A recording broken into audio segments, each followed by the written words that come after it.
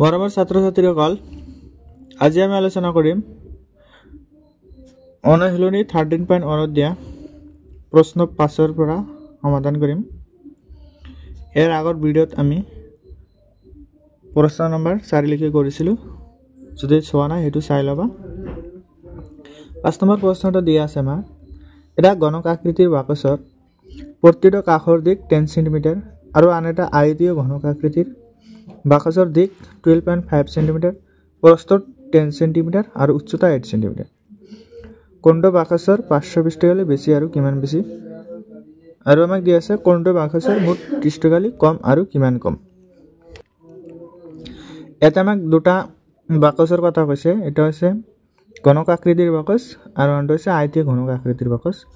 ঘনক আকৃতিৰ বাকচটোৰ আমাৰ দিক বাহুৰ দৈর্ঘ্য দিয়া আছে কিমান 10 সেমি, আর আয়তীয় ঘনক আকৃতির বাকচটো আমার দিক দিয়া আছে 12.5 সেমি, প্রস্থ আছে 10 সেমি আর উচ্চতা আছে 8 সেমি। প্রথমে আমার কি কৰিব লাগিব, বাকচ দুটার পার্শ্ব পৃষ্ঠগালী উলিয়াম। ঠিক আছে, আমাক কি দিয়া আছে ইয়াত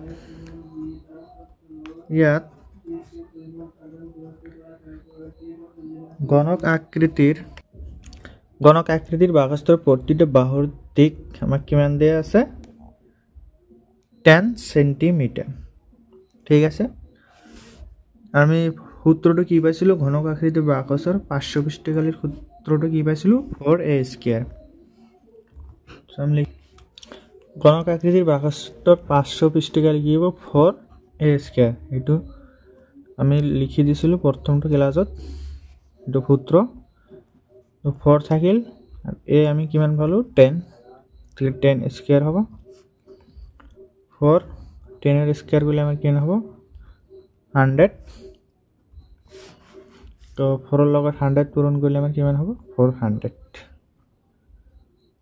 সেমি²। ঠিক আছে, আমি ঘনকটার পার্শ্ব পৃষ্ঠগালী কিমান পালো 400 সেমি²। এতিয়া আমি উলিয়াম আয়তীয় ঘনকটার পার্শ্ব পৃষ্ঠগালী। ঠিক আছে, এতিয়া আয়তীয় ঘনকৰ আমাৰ কি দিয়া আছে, দিকটো আছে কিমান 12.5 সেমি, প্ৰস্থটো আমাৰ কিমান আছে 10 সেমি, উচ্চতাটো আমাৰ কিমান আছে 8 সেমি। ঠিক আছে, আমি জানো ঘনক আকৃতির আয়তীয় ঘনক আকৃতির পার্শ্ব পৃষ্ঠগালীর সূত্রটি কি আছিল 2h হল l প্লাস b। ঠিক আছে, গতিকে পার্শ্ব পৃষ্ঠগালী কি হব, সূত্রটা আমি জানো 2h l প্লাস b। ঠিক আছে, 2 থাকিল h আমি কিমান পালো 8 হল l মানে কিমান 12.5, b টো আমি কিমান পাইছো 10 বহাই দিলো। 2 8 গুণে কিমান হয় 16, এইটো প্লাস করলে আমার কিমান হব 12.5 প্লাস 10.5 to 22.5। ঠিক আছে, এতিয়া আমার কি কৰিব লাগিব 16 এৰ লগত 22.5 পূৰণ কৰিব লাগিব। 22.5 পূরণ কিমান 16। ঠিক আছে, পূরণ করা 5 6 গুণ 30 আর 0 3 থাকিল, 6 গুণ 12 3 15 5 হাতের 1 থাকিল, 6 গুণ 12 হাতের 1 হল। ঠিক আছে, এটা 13 হব, কার কাটিলো 5 2 2 0 0 6 3 3600, যেহেতু 11 দশমিক আছে এত 11 কি দশমিক হব, আমি কিমান পালো 360 সেমি²। গতি আমি কি দেখিলো, ঘনকটোৰ পাৰ্শ্ব পৃষ্ঠগালী কিমান আছিল 400 সেমি² আৰ আয়তীয় ঘনক আকৃতিৰ বাকচটোৰ পার্শ্ব পৃষ্ঠগালী কিমান পালো 360 সেমি²। গতিকে আমি দেখিলো যে কি ঘনক আকৃতির ইয়ার কি পার্শ্ব পৃষ্ঠগালী বেশি, আর আমার কিমান বেশি হব, যেহেতু এটা 400 আছে আর এটা 360 আছে, গতিকে এটোৰ পৰা এটো মাইনাস কৰিলে কিমান হব 400 minus 308 কিমান হয় আমাৰ 60 সেন্টিমিটার স্কয়ার 40 সেন্টিমিটার স্কয়ার ঠিক আছে এটো 40 সেন্টিমিটার স্কয়ার কি হবে পার্শ্বপৃষ্ঠকালি ঘনকটোর বেশি হবে আইতীয় ঘনকটোর তুলনায় এটা আমি লিখিলে হল লাস্ট এটা লিখি দিলে হল ঘনক আকৃতির বাকস্তর পার্শ্বপৃষ্ঠকালি আইতীয় ঘনক আকৃতির বাকস্তর পার্শ্বপৃষ্ঠকালিতকৈ 40 সেন্টিমিটার স্কয়ার বেশি ঠিক আছে এতিয়া আমি 2 নম্বৰটাৰ সমাধান কৰিম ঘনক আকৃতিৰ বাকস্তৰ মুঠ পৃষ্ঠকালিৰ ফৰ্মুলাটো কি আছিল 6a স্কয়াৰ আৰু আইতীয় ঘনক আকৃতিৰ বাকস্তর মুঠ পৃষ্ঠকালি কিমান আছিল 2 হল lb plus bh plus hn ঠিক আছে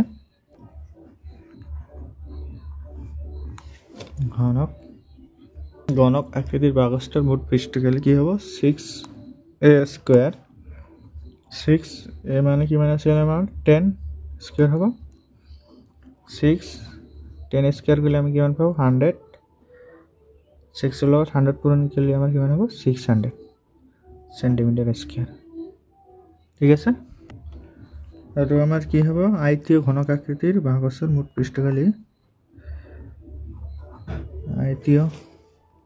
আইতীয় ঘনক আকৃতিৰ বাকস্তৰ মুঠ পৃষ্ঠকালি সূত্ৰটো আমাৰ কি আছিল 2 হল lb plus bh plus hn ঠিক আছে এটা 2 টো থাকিল l মানে কি আছিল আমাৰ এটো সো l মানে কিমান আছিল 12.5 b মানে 10 আৰু h মানে কিমান আছিল 8 সেন্টিমিটার ঠিক আছে এইকেইটা কি আমি তাতে বহাই দিম সো l মানে কিমান 12.5 b মানে কিমান পাইছো 10 plus b মানে 10 h মানে কিমান আছিল 8 plus h মানে 8 পূৰণ l মানে 12.5 ঠিক আছে সমান 2 টো থাকিল তো 1 12.5 ৰ 10 পূৰণে আমাৰ কি হ'ব পইণ্টাৰ উঠি যাব বলকি থাকিব 125 প্লাস 10 পূৰণ 8 80 প্লাস ডলা এটা পূৰণ কৰিলে আমাৰ কিমান হ'ব 5 8 গুণ 40 ৰ 9000 থাকিল 4 16 4 20 8 10 ঠিক আছে 11 দশমিক আছে দশমিকটা হ'ব সেটা এটা পূরণ করলে আমার কিনা হবে 100 এটা গোটাকেটা প্লাস করা 125 100 আর 80 5 10 3 কিমান হয় 305 2 পূরণ 305 পূরণ করলে আমার কিমান হবে 305 এর লগত 2 পূরণ করলে হবে 610 সেন্টিমিটার স্কয়ার ঠিক আছে আগটোৰ বাকছৰ আমি মুঠ পৃষ্ঠকালি কিমান পালো 600 সেন্টিমিটাৰ স্কয়াৰ আইডো বাকছৰ মুঠ পৃষ্ঠকালি কিমান পালো 600 আৰু 10 সেন্টিমিটাৰ স্কয়াৰ সো আমি দেখিলো কি কোনটোৰ কম হয় এইটোৰ কি কম হয় ঠিক আছে আৰু কিমান কম হয় 10 কম সো আমি এটা এতিয়া লিখিম কিমান কম হয় আৰু কোনটোৰ কম হয় গতিকে ঘনক আকৃতির বাকস্তর মুঠ পৃষ্ঠকালি আইতীয় ঘনক আকৃতির বাকস্তর মুঠ পৃষ্ঠকালিতকৈ 10 সেন্টিমিটার কি কম ঠিক আছে এইটো আমাৰ কি 1 নম্বৰ 5 নম্বৰ প্ৰশ্নৰ সমাধান এতিয়া আমি 6 নম্বৰ প্ৰশ্নটো কৰিম 6 নম্বৰ প্ৰশ্নটো আমাক দি আছে ঘৰৰ ভিতৰত ৰাখিব পৰা এটা গ্ৰীণ হাউস সেউজ গৃহ অৰ্থাৎ কাঁচেৰে নিৰ্মিত সৰু গছ ৰুব পৰা তাৰ তলিৰে হৈতে টেপৰ দ্বাৰা সংযুক্ত কাঁচৰ পাতেৰে তৈৰি ইয়াৰ দিক আৰু প্ৰস্তৰ উচ্চতা দি আছে 30 সেন্টিমিটাৰ 25 সেন্টিমিটাৰ আৰু 25 সেন্টিমিটাৰ এক নম্বৰটো আমাক কৈছে ইয়াত ব্যৱহৃত কাঁচৰ পাতৰ মুঠ কালি কিমান আৰু ইয়াৰ মুঠ 12টা দাঁতি লগোৱা টেপৰ দিক কিমান আমাৰ এখন কি আছে গ্ৰীণ হাউস গেছ আছে আৰু এটা আমাৰ আৰু কি হিৰো গঠিত কাঁচেৰে নিৰ্মিত কৰা হৈছে আৰু গ্ৰীণ হাউস গেছটা আমাৰ এটা আইতীয় ঘনক আকৃতিৰ হয় সো আমি প্ৰথমে কি কৰিম মুঠ পৃষ্ঠকালি উলিয়াম ইয়াৰ ঠিক আছে যেটা আমাৰ সেউজ গৃহটো এটা আইতীয় ঘনক আকৃতিৰ গতিকে ইয়াৰ দিক প্ৰস্তৰ আমি লিখি লম ইয়াত সেউজ গৃহটোৰ দিক 30 সেন্টিমিটাৰ প্ৰস্থ 25 সেন্টিমিটাৰ আৰ উচ্চতা 25 সেন্টিমিটাৰ। এতিয়া আমি সেউজ গৃহটোৰ মুঠ পৃষ্ঠকালি লিখিব পাৰিম। যেহেতু কি সেউজ গৃহটো কি আয়তীয় ঘনকাকৃতিৰ হয়, সো আয়তীয় ঘনকাকৃতিৰ সূত্ৰটো আমাৰ কি দিব, সেউজ গৃহটোৰ মুঠ পৃষ্ঠকালি। অতএব সেউজ গৃহটোৰ মুঠ পৃষ্ঠকালি 2 হল LB plus BH plus HL, ঠিক আছে, LB BH HL। আমি LB আৰু এর মান বহাই দিম। 2 L মানে 30, B মানে 25 প্লাস B মানে 25, H মানে 25 প্লাস H মানে 25, L মানে 30, ঠিক আছে। এইকেইটা পূরণ করে দিয়া 2 30 পূরণ 25 করলে আমার কিমান হ'ব, 25 3 গুণে 75 হয়, 0 এটা থাকিব, প্লাস 25 25 গুণে আমার কিমান হয় 625, 25 প্লাস 25 3 গুণে আমার কি হ'ব 750, ঠিক আছে। এতিয়া 2 লগত এটা যোগ কৰা কিমান হ'ব আমাৰ 5 5 5 10 2 12 12 2 হাতত থাকিল 1 1 আর 6 7 কিমান হ'ব 21 2125। এইটো আমাৰ পূৰণ কৰিলে কিমান হ'ব 2125। এইখিনি ৰাফ কৰি দিবা, লগত 2 পূৰণ কৰিলে আমাৰ কিমান হ'ব 10 7 5 2 4 4250 সেন্টিমিটার স্কয়ার, ঠিক আছে। সো এইটা আমি কি পালো, গ্রিন হাউস গ্যাসটার মুঠ পৃষ্ঠকালি। আর যেহেতু গ্রিন হাউস গ্যাসটা মানে কাঁচের তৈরি হয়েছে, গতিকে কাঁচর মুঠ কালি এইটি হব, ঠিক আছে। কাঁচৰ পাতৰ মুঠ কালি 4250 সেন্টিমিটাৰ স্কয়াৰ। এতিয়া আমি দ্বিতীয়টো পাঠ কৰিম। দ্বিতীয়টো পাঠ আমাক কি কৈছিল, এইটো ধৰা এখন আমাৰ আয়তীয় ঘনক আকৃতিৰ গ্ৰীণ হাউস বা সেউজ গৃহ, ঠিক আছে, আয়তীয় ঘনক আকৃতিৰ সেউজ গৃহ। ইয়াতে দেখা আমাৰ এইটো দৈৰ্ঘ্য L, এইটো L, এইটো L, অৰ্থাৎ আমাৰ দৈৰ্ঘ্য কেইটা আছে 4টা আছে। ও প্ৰস্থ চ কেইটা আছে, এটা 2টা 3টা 4টা, প্ৰস্থ আমাৰ কেইটা আছে 4টা। আৰু উচ্চতা চ কেইটা আছে, এটা 2টা 3টা 4টা, এটা 2টা 3টা 4টা, ঠিক আছে। আৰু এইটো প্ৰতিটো দৈৰ্ঘ্যত, ঠিক আছে, আমি কি লাগাম টেপ লাগাম, প্ৰতিটো প্ৰস্থত টেপ লাগাব লাগে আৰু প্ৰতিটো উচ্চতাৰে আমাৰ টেপ লগাব লাগে।